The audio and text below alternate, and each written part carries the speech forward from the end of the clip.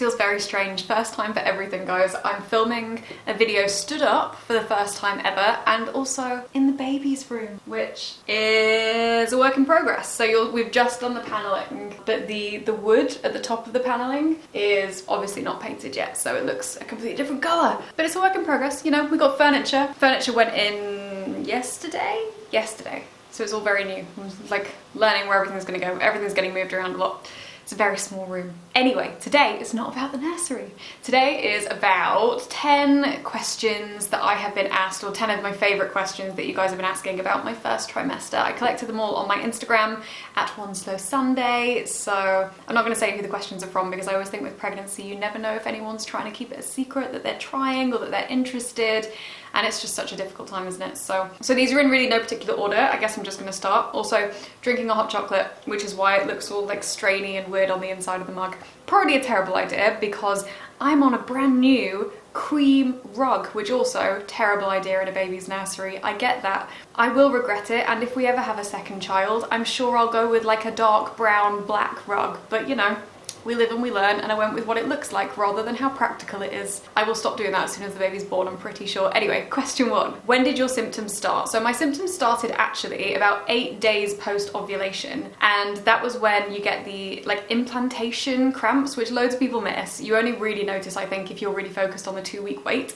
I obviously was focused on the 2-week wait because we were trying for a baby. So 8 days post-ovulation, or DPO as lots of people call it, I started to notice really weird stomach ache, and I had a really bad backache for the whole day. Like probably 2 days actually. I had a backache for like 2 days, weird stomach cramps. It felt like I was going to start my period. That was probably the best way I can describe it, but obviously I was a week early. So I knew something was up, and from that point pretty much I was so convinced that I was pregnant. So convinced, you have no idea. I was ringing my sister every day while I was on my trip. I was doing a solo travel in Scotland. If you've watched my last video, you'll have seen. And I mean, just so convinced. But I obviously was, so you know, I was right. Honestly, my symptoms then went away until about week 4 or 5, and that's when I started to feel really tired. But if you've seen my first trimester video, you'll know that my main symptoms were just exhaustion and anxiety. Oh, and chin spots, which I'm continually getting, and I think are just a part of my pregnancy journey now. They're not leaving, they're here to stay, unfortunately. Not enjoying it. Next question was pregnancy cravings. Am I having any pregnancy cravings? So this is something, right, I hate when people say that you're so lucky that you haven't had any pregnancy symptoms or many pregnancy symptoms or morning sickness, because actually there is a big part about being pregnant where you want to experience the things of being pregnant. So you want to experience cravings, you want to experience a little bit of morning sickness, you want to kind of get it, because these are the tropes, these are the typical things that people talk about that you get when you're pregnant, and I haven't really been getting them. I had one day I had a seriously strong craving for Mr. Whippy ice cream. If anyone knows Mr. Whippy ice cream, it's basically from the Ice Cream Man. And Hugh, like, we live on a park and there was no ice cream vans coming by, which is ridiculous. It was a hot day, no ice cream vans, I don't know what was happening. Hugh ran through the park to the cafe at the other side, got an ice cream from the cafe, and then ran back with it melting in his hands to give it to me on the sofa. And yeah, that's the only time he's ever had to run out for a craving for me. So I think he's doing quite well as husband suffering in first trimester goes. Although we are week 14 now, so I think if it was going to happen, it would have happened again since then. But that's pretty much it. Otherwise, I've just been loving milk and any dairy products. I eat yogurts constantly now. Constantly. Like, I adore cereal for lunch, and I eat yogurts for breakfast every day. All about the dairy products, which is interesting because I had been cutting dairy out, but baby wants, baby gets. An interesting question which lots of people asked about how I told work, and this was really, really difficult for me because I have a really good relationship with my boss. I think of him as a friend as much as a boss. And we were actually supposed to go away for his birthday, and it was like a wine tasting trip, but that was gonna be, I was gonna be about 8 or 9 weeks at that point, so I knew I wasn't gonna be able to go. But it was that kind of, do I mention it? Do I not mention it? No, it would have been about 10, 11 weeks. Anyway, do I mention it? Do I not mention it? If I tell him, I'm technically telling work, but I'm also just telling a friend. And I also really didn't want to lie about it because we tend to talk about most things and I'm really open and honest. So I told work at about 6, 7, maybe 8 weeks pregnant, technically. I actually told my boss, and then I'm pretty sure he told Human Resources a week or two later. But the point is, I literally just had an open conversation about it, and I've always been very frustrated, and I think I'll talk about this maybe post maternity leave, but the fact that businesses don't offer up women maternity leave letters, or they don't make their maternity leave policies known when you start a job, which means that the only time you basically don't know what your rights are, you don't know what you'll be entitled to until you're in the situation. Or you have to go behind your work's back to try and ask somebody who has been pregnant surreptitiously and trust in them that I'm trying to get pregnant, can you give me the maternity policy?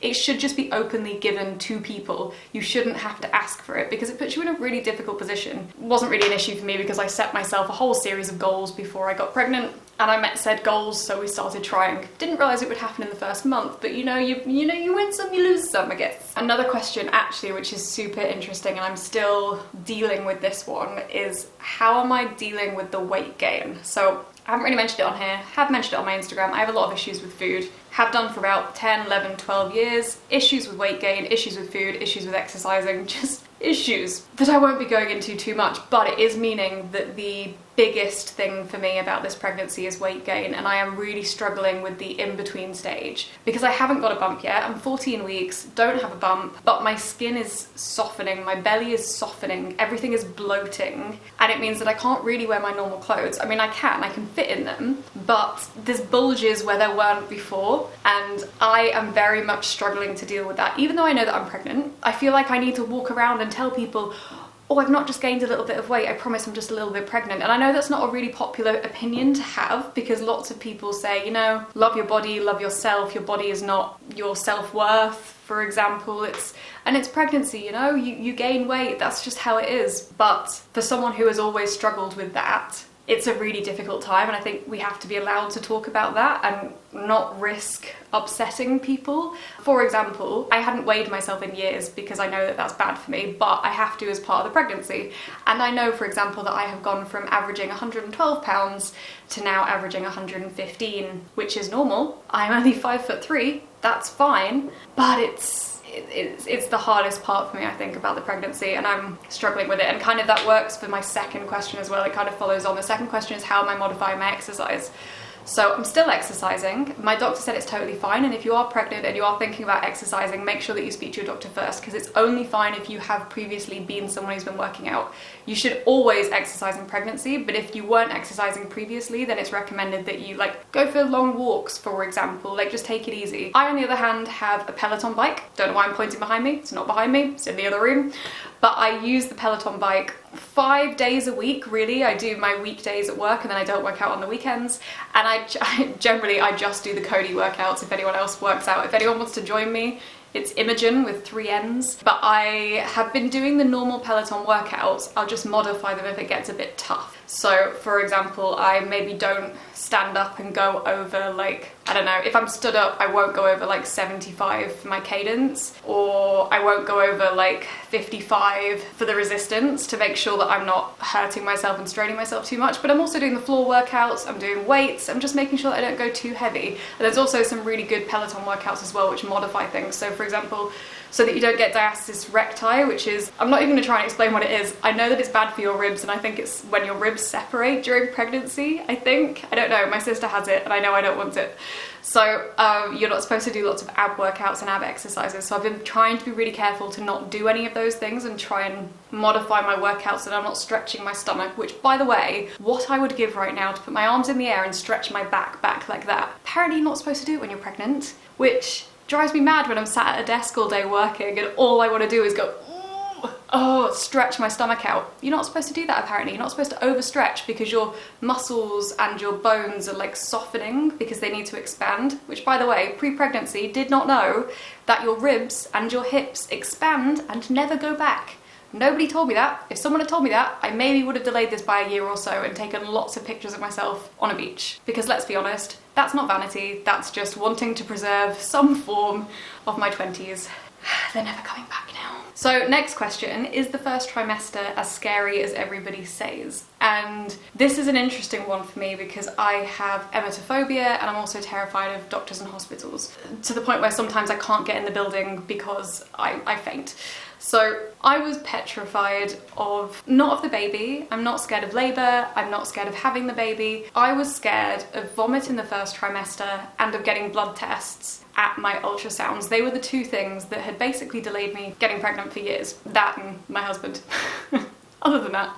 But actually, I didn't need to worry. It was, for one, I didn't get any of the morning sickness, and I wish people spoke about it more often, that lots of people don't, because actually loads of the women I've spoken to have said that actually they never vomited in their pregnancy, they didn't get sick. Like my cousin didn't, a lot of my friends from work didn't. It's just not something that was part of their pregnancy, but I feel like everybody now just focuses on the negativities, just so that people know that it's not all just wonderful and happy, and like, because pregnancy is hard, it's really hard. I was exhausted, like beyond normal levels of exhausted. I was sleeping like 14 hours a day for most of the first trimester, so that was hard. But if I'd have known that morning sickness was not like a definite going to happen, I think I would have been a lot calmer about the whole pregnancy situation. And then for the blood test, I actually had a bit of a breakdown in the doctor's, well, in the midwife centre, to the point where they had to get the head midwife to come into the room, lie me down on a bed, take my shoes off, fan me, blindfold me basically. They wouldn't use the tourniquet because that made me sick,